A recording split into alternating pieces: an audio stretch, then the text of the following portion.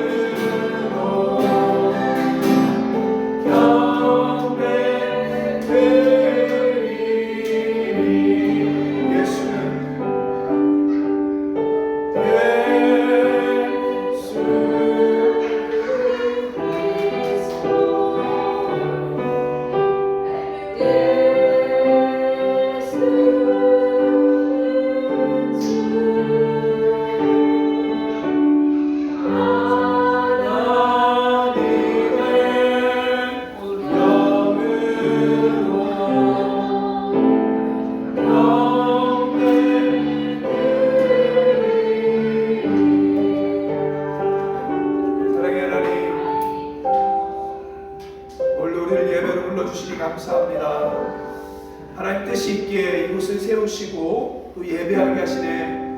감사합니다. 하나님 뜻을 오늘도 밝게 알 수 있도록 은혜 베풀어 주시고 도와주시옵소서. 아멘. 예수님의 이름으로 기도드립니다. 자, 오늘 말씀 우리 창세기 18장 17절에서 19절까지 말씀. 창세기 18장 17절에서 19절까지 말씀. 우리 22페이지에 있습니다. 볼게요. 창세기 18장 17절에서 19절까지 말씀. 같이 읽겠습니다. 시작. 여호와께서 이르시되 내가 하려는 것을 아브라함에게 숨기겠느냐.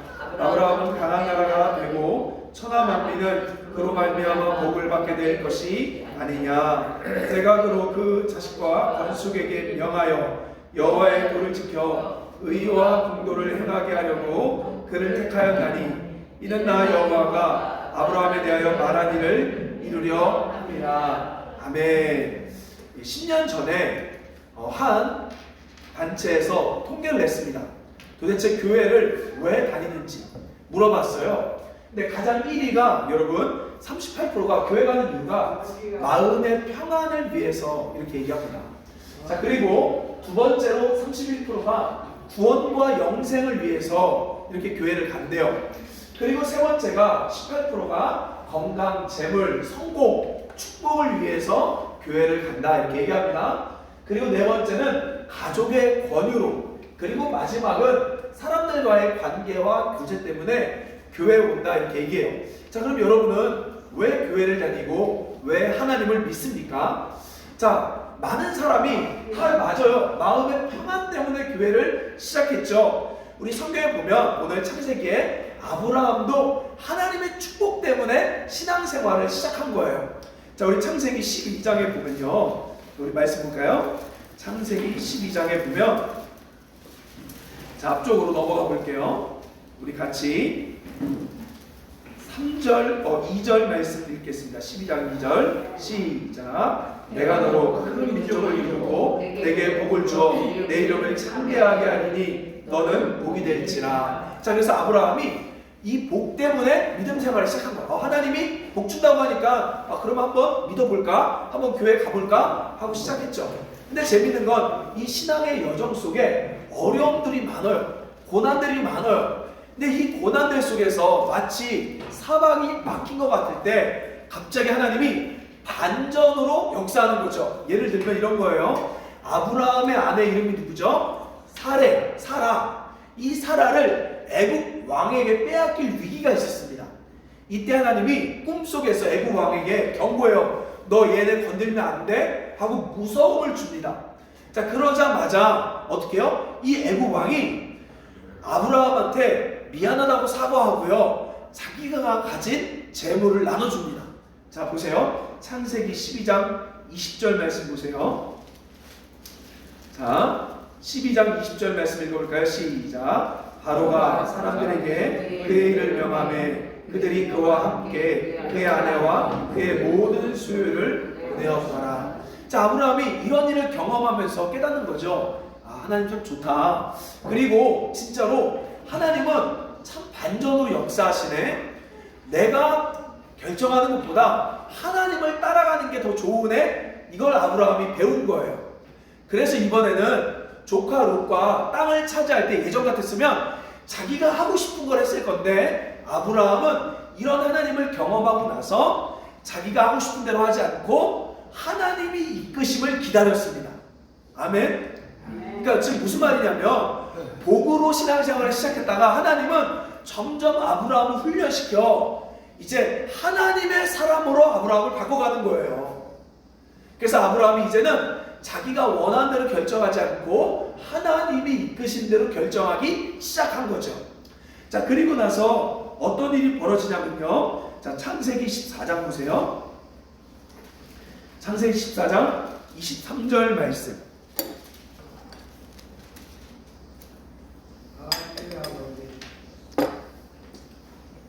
자, 창세기 14장 23절 말씀 같이 읽어볼까요? 시작. 내 말을 치부해야 할까나 하여 내게 속한 것은 실 한 오락이나 들매끈 한 가락도 내가 가지지. 자, 넘겨주세요. 여기 말씀 나오거든요. 여기 보면 이 소돔 왕이 무슨 말이냐면, 이제 아브라함이 하나님을 믿으면서 소돔 왕이 같이 도와줬어요. 이때 소돔 왕이 고마우니까 가지라고 선물을 줍니다. 근데 아브라함이 뭐라고 얘기하냐면, 나 네가 준 거 안 받을 거야. 왜냐면 자칫하면 하나님이 나에게 복을 준다고 했는데 네가 도와줬다라고 말이 나올까봐 난 그렇게 안 한다. 나 하나님만 믿을래. 그러니까 아브라함의 신앙이 지금 점점 성장해지고 있는 거예요. 아멘. 자, 무슨 말인지 이해되세요? 그러니까 아브라함의 관심이, 그러니까 하나님이 사실은 아브라함을 꼬시는 거죠. 너에게 복을 줄게 하고 시작했지만 정작 이제 아브라함이 모든 사건들 속에 이제는 하나님의 복을 보는 것이 아니라 하나님께로 시선이 옮겨지고 있는 거예요. 여러분, 신앙의 여정이 그래요. 저도 힘들어서 예수를 믿었어요. 근데 하나님은 도와주시지만 이 도와줌을 통해 뭘 가리키냐면 하나님이 어떠한 분인지를 가르쳐주고 있는 거예요. 그래서 아브라함은 이제 배운 거예요. 사람들이 아니라 하나님만 있으면 된다.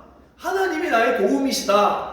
그래서 네가 준 거 안 받을게 라고 아브라함이 거절하는 거죠.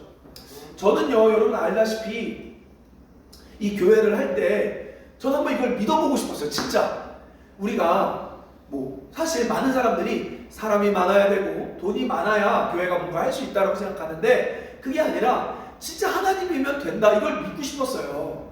그래서 조금이라도 누군가가 이렇게 도와주겠다라고 하면 저는 안 받았습니다. 한 번도 안 받았고, 제가 인위적으로 계좌를 올려놓고 도와달라고, 우리 이런 사역하니까 도와달라고 요청을 안 했어요.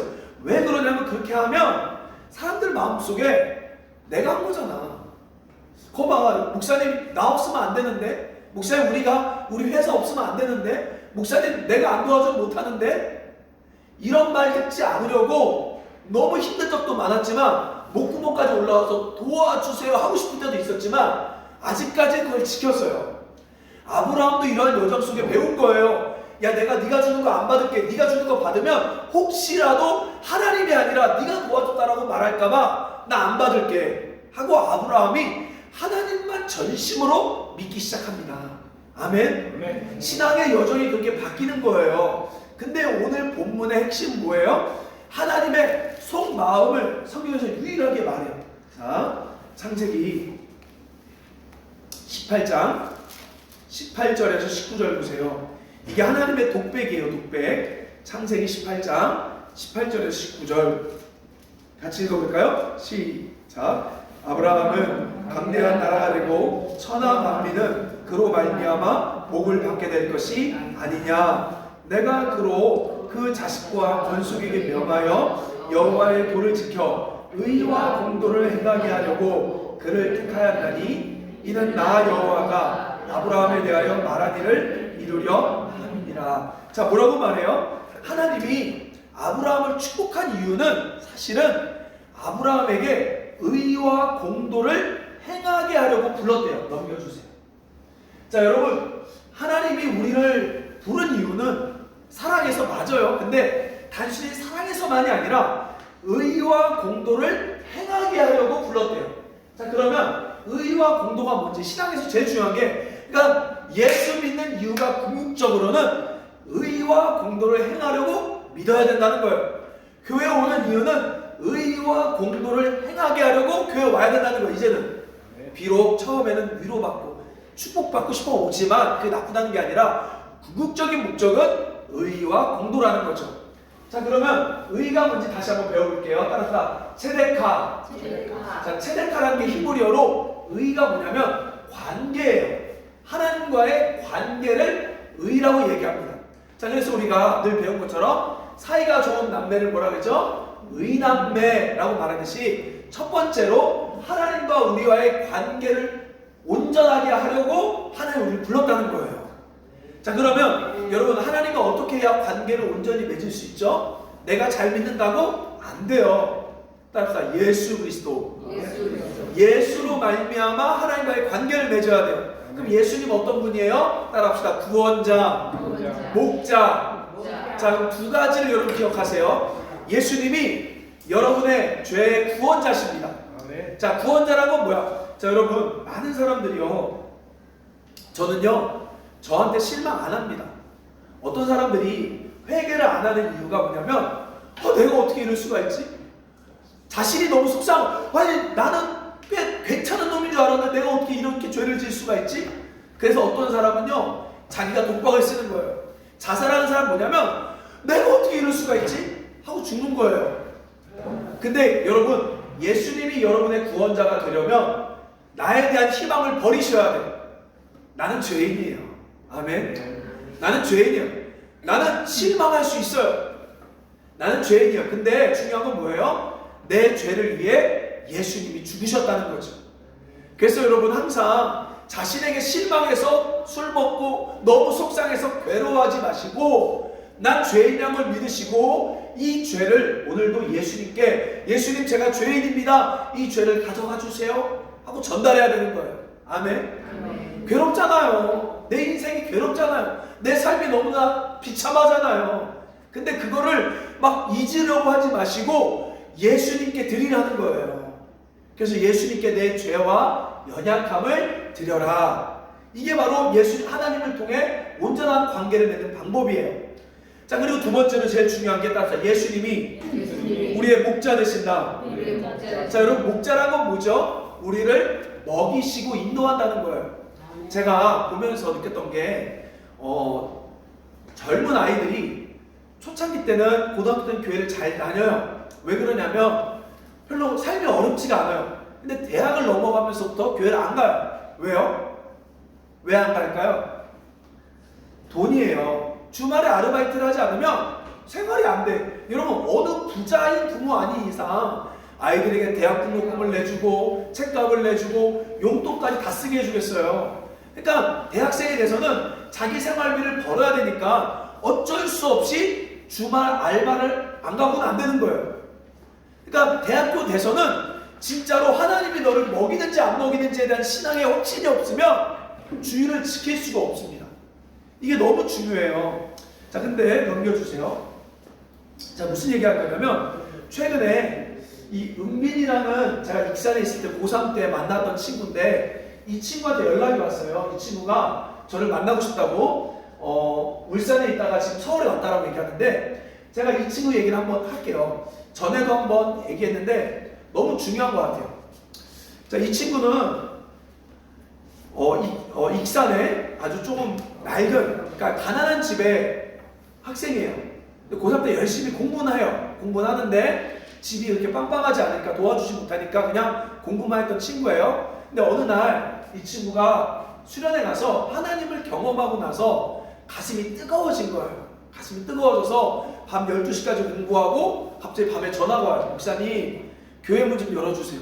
자기 너무 기도하고 싶어서, 야, 밤 12시인데 하고 싶대. 그래서 2시간씩 기도하고 가고.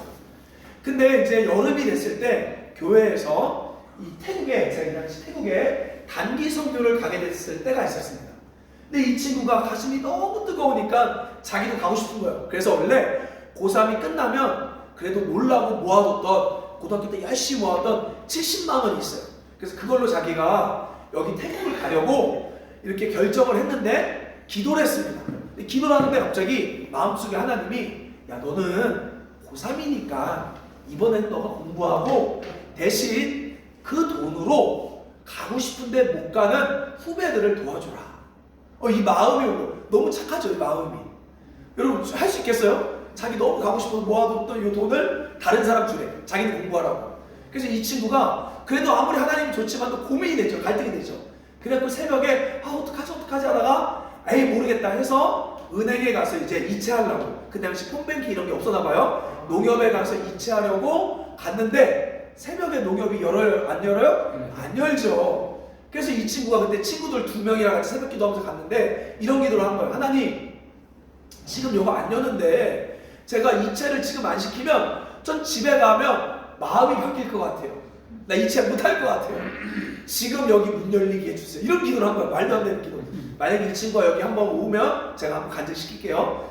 한 거예요. 근데 걔네들 갑자기 자동 셔터가 열리더니만 불이 켜지고 문이 열리네. 새벽 6시 20 몇 분에. 그래서 걔네가 부랴부랴 그걸로 계좌 이체를 하고 진짜 이체 내역을 보니까 새벽 6시인 거야. 6시 반. 그래서 고1짜리 여자애 하나를 자기는 성교 못 가고 70만 원을 줘서 걔를 보낸 거예요. 그리고 그 친구는 그냥 열심히 공부했죠. 그리고 전북대학교 화학 쪽으로 장학금을 받고 가게 된 거예요. 그래서 야, 참 감사하다. 너가 참 그렇게 하니까 하나님이 또 너에게 은혜를 주시네. 감사하다. 하고 있는데 재밌는 건 갑자기 그 당시 저도 190만 원에 5식구 살고 있을 때 갑자기 저도 모르게 이틀 사이에 돈이 누군가가 막 주셔서 한 80만 원 정도가 돈이 들어온 거예요. 근데 여러분 저는 그때 알아요. 이렇게 막 들어올 때는 아 이거 내 거 아니구나. 하나님 반드시 어디다 쓸 일이 있으니까 나에게 주셨구나. 어디다 써야지 하고 준비하고 있었어요. 근데 이때 재밌는 게 이 친구 엄마가 교회를 안 다녀요. 근데 여러분 보세요.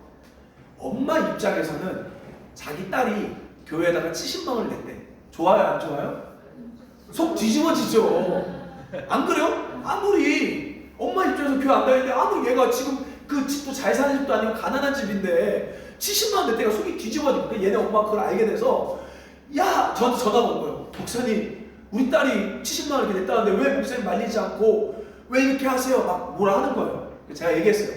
아 안녕하세요 어머니, 은빈이가 되게 좋은 일을 했어요.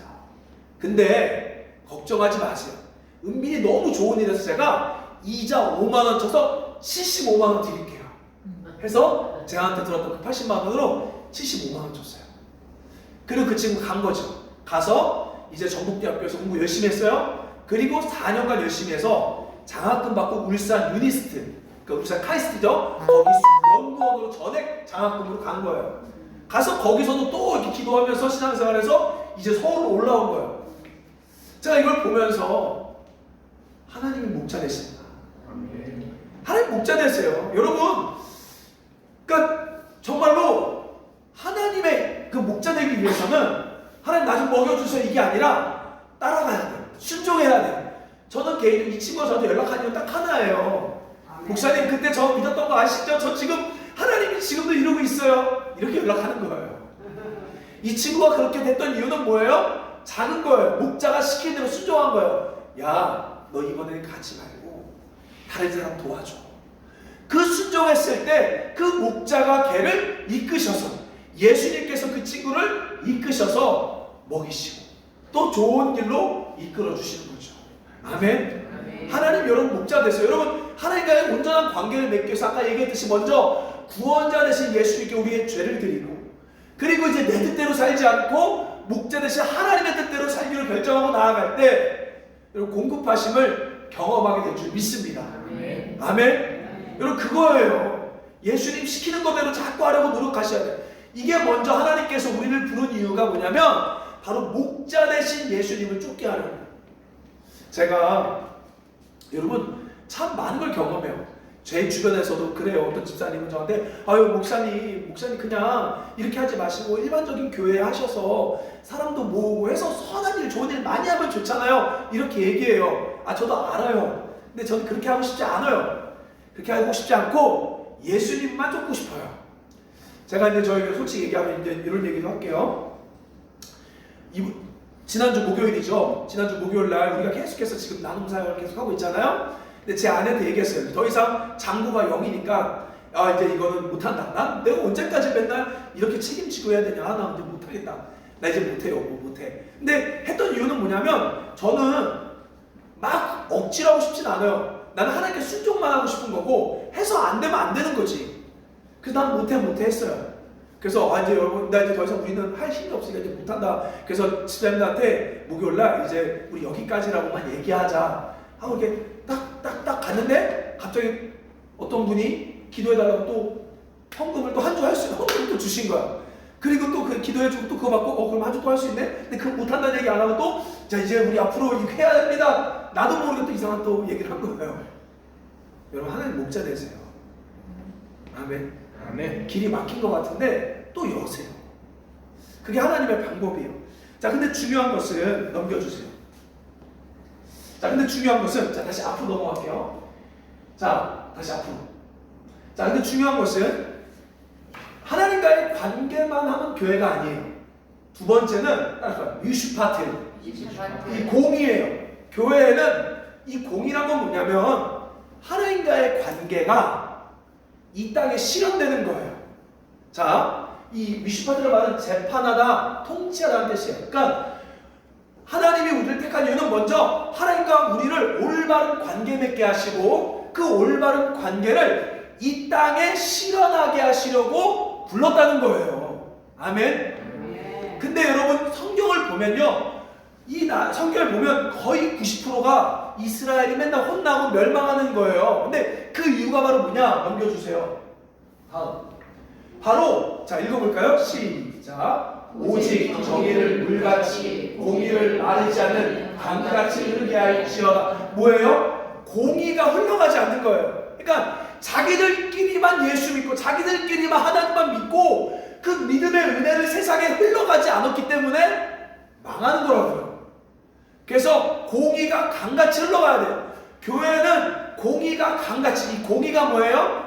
하나님과 나와의 관계, 다른 말로 나를 용서하셨으니 나도 사람을 용서하는 거고, 하나님이 나를 먹이시고 입히셨으니 나도 가난한 사람을 먹이고 입히는 거고, 하나님이 나에게 신실하고 정직하시니 나도 사람들 앞에 신실하고 정직한 거고, 하나님이 용서가 많고 자비가 많으시니 미워 죽겠는데 자비를 베푸는 거고.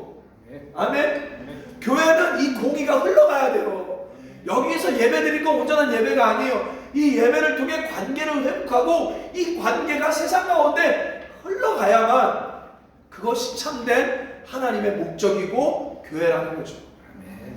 여러분 따라합시다. 공의가 강같이 흐를지어다. 넘겨주세요. 자 여러분, 자 이거 보세요. 이제 자 성경에 보면 가장 중요한 인물이 따라서 아브라함, 모세, 다윗, 솔로몬, 예수, 이 정도만 알아도 성경의 중요한 인물 다 알아요. 근데 아까 뭐라 그래요? 하나님이 아브라함을 택한 이유가 의와 공도, 정의와 공의를 행하게 하려고 뭐라고 했죠? 자, 하나님이 모세에게 준 율법 신명기 4장 8절 읽어볼까요? 시작. 그 기회와 너가 오히려 큰 나라가 어디 있느냐. 자, 뭐래요? 하나님 주신 법이 공의로운 거래요.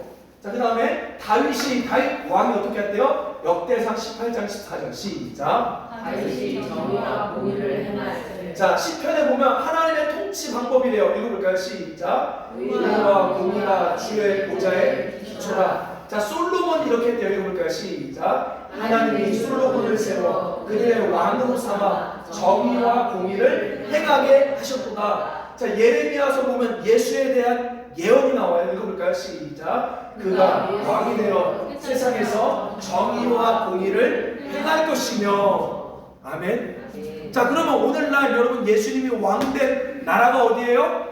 교회죠. 그럼 우리가 해야 될 게 뭐예요? 정의와 공의죠. 이거는 제가 갑자기 생뚱맞게 여러분 우리 이웃사랑 합시다 얘기한 게 아니라 성경 전체 줄기의 흐름이 정의와 공의, 정의와 공의, 정의와 공의였다는 거예요. 넘겨주세요. 제가 참 가슴 아픈 게 여러분 이게 뭐냐면 교회, 그러니까 진정한 교회의 간판이래요. 그러니까 진정한 교회는 반드시 해야 될 게 세 가지예요. 자, 뭐였냐면 자, 첫 번째 말씀 선포예요. 말씀 선포. 두 번째 뭐예요? 성례, 그러니까 세례와 성찬. 세 번째 뭐예요? 거룩을 위해서 징계, 번지.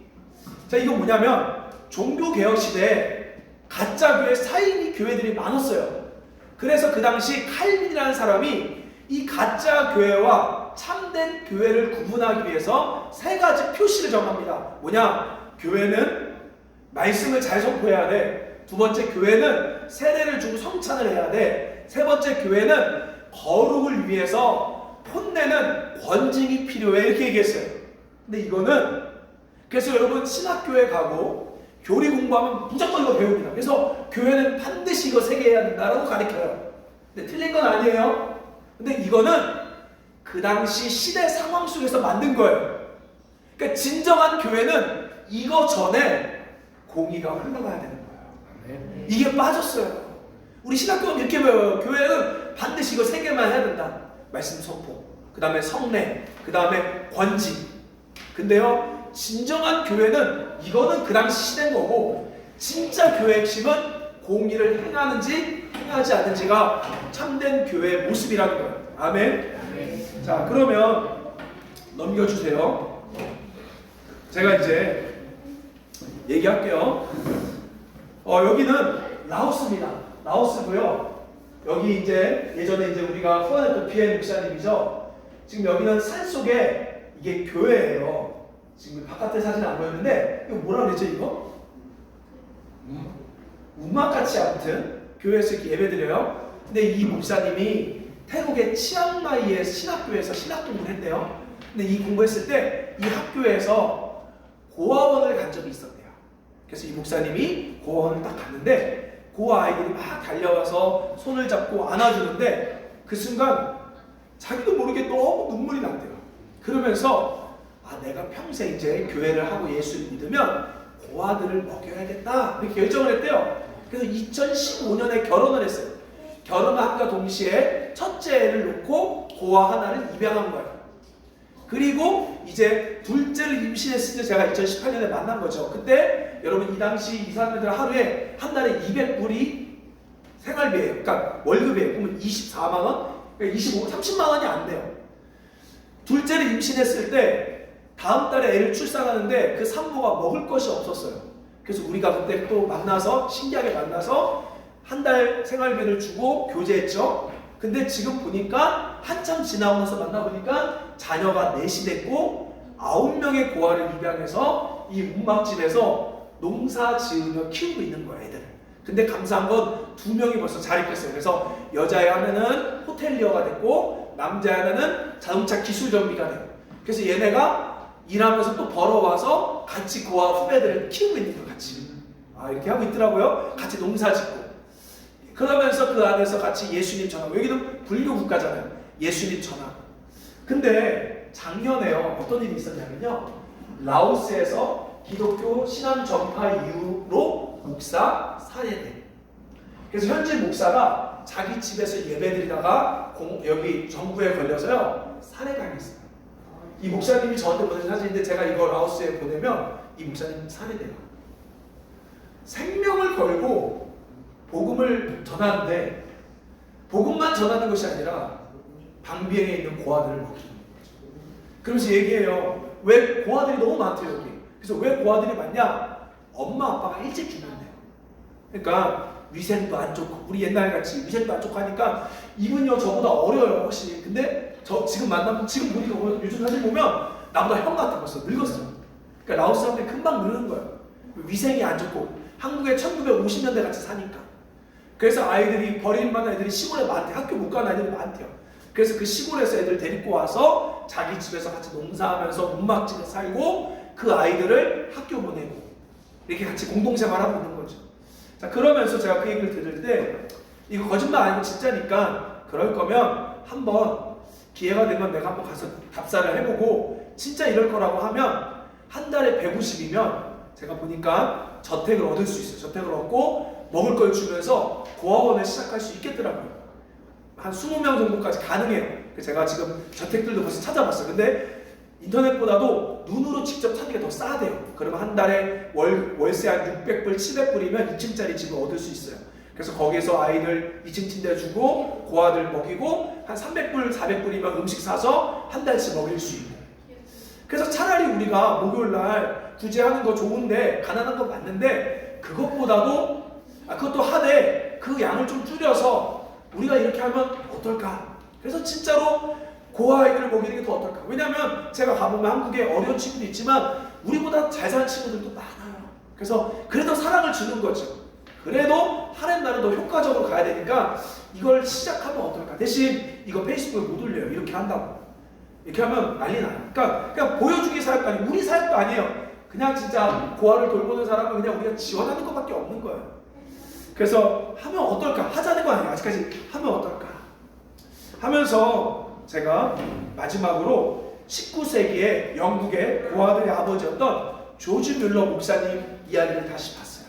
이분이 처음 고아원 시작할 때요. 쟁반 28개, 칼포크 4개, 접시 3개, 강판 하나 이걸로 시작했대요. 근데 시작한 이유는 성경을 100독을 읽는데 결론은 고아와 과부를 돌봐야겠다밖에 없었대요.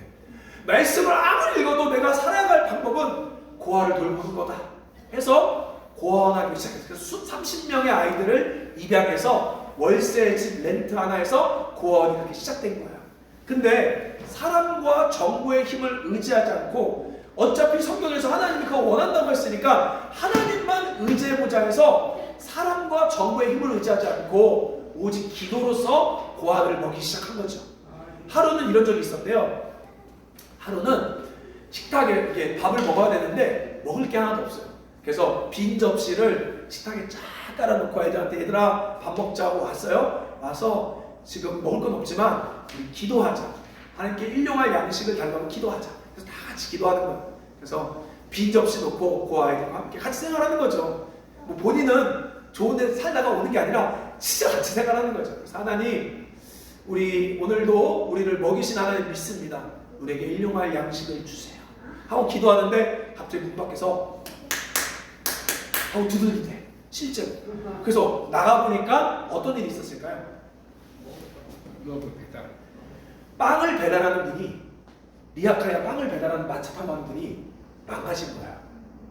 그래서 배달할 수가 없으니까 가장 가까운 집이 여기 고아원이었던 거야.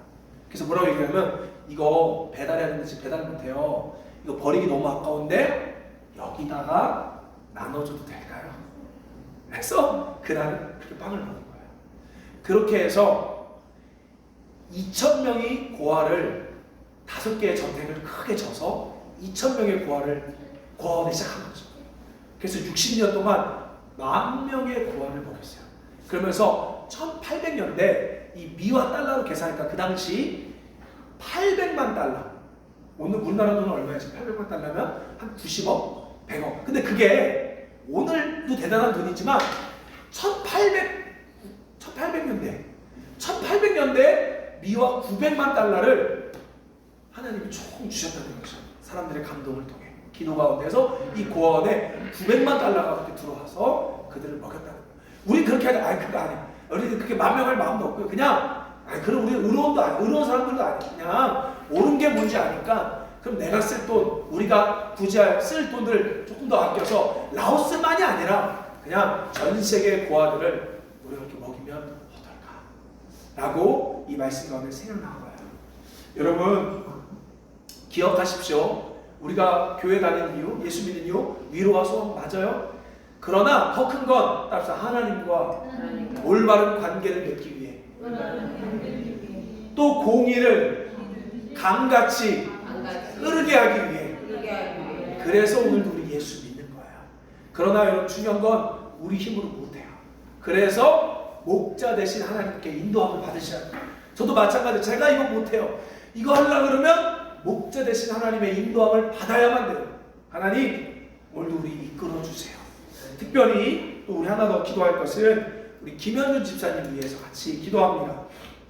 이제 인간적으로 세상적으로는 이 암을 병원에서 더 이상 할 수 없다고 얘기했으니까 그러면 정말 하나님을 신뢰하고 또 다른 방법을 찾아봐야죠. 여러분 내일이라고 생각하시고 조금이라도 하루에 마음을 두고 같이 기도할 때 또 기적이 일어날 줄 믿습니다. 우리 같이 한번 오늘 기도합시다. 오늘 오시지 못한 분들이 많은데 영상으로도 꼭 이 말씀 기억하며 우리 같이 기도할게요. 우리 한번 이렇게 시작합시다. 하나님 힘들어서 위로받기 위해 예수를 믿었지만 이제 그 자리에 멈추지 않고 하나님과 올바른 관계를 맺고 공의를 흘려보내는 우리 신앙이 되기를 원합니다. 우리 힘으로 할 수 없사오니 하나님 인도해 주세요. 이끌어 주세요. 우리가 정말로 고아들을 많진 않지만 작게라도 책임지길 원합니다. 주님 우리를 보내시고 이끌어 주시옵소서. 우리 같이 한번 기도하며 나아갑시다.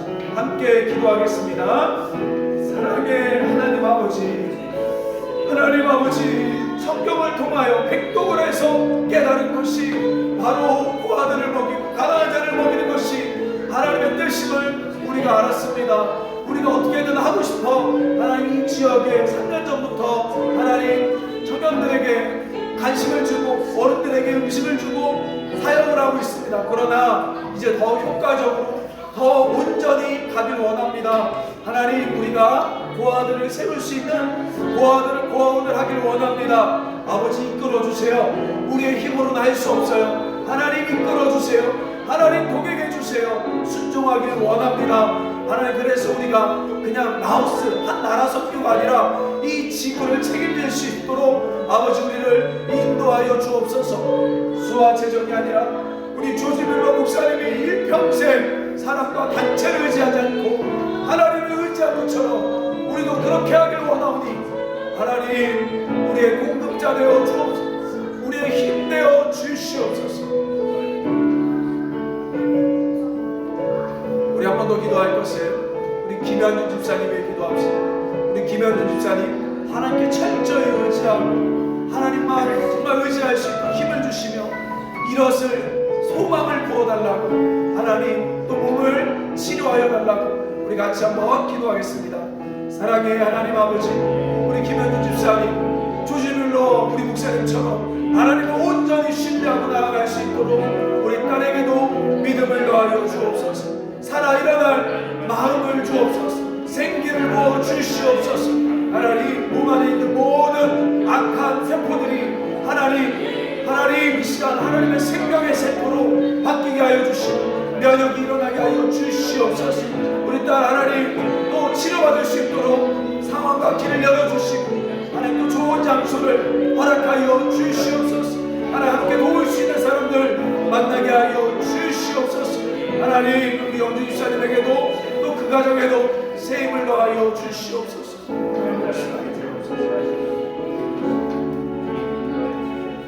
사랑의 하나님, 하나님의 속마음을 우리가 깨닫게 하시니 감사합니다.